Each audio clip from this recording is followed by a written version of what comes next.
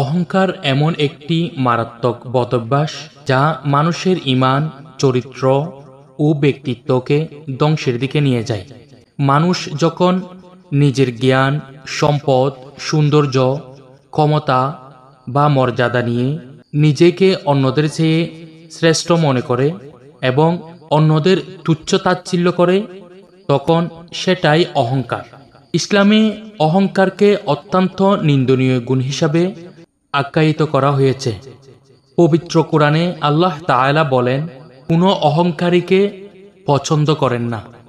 অহংকারের সবচেয়ে বড় উদাহরণ হল ইবলিস।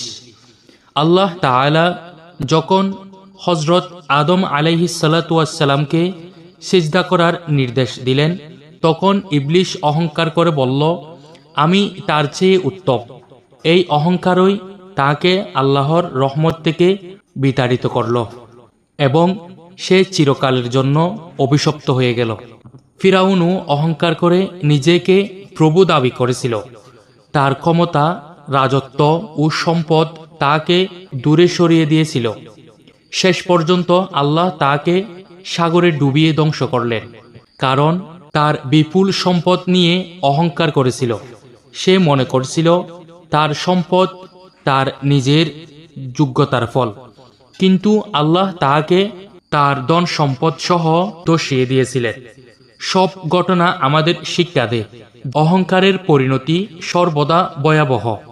রাসূল সাল্লাল্লাহু আলাইহি ওয়াসাল্লাম বলেছেন, যার অন্তরে অনুপরিমাণ অহংকার থাকবে সে জান্নাতে প্রবেশ করবে না।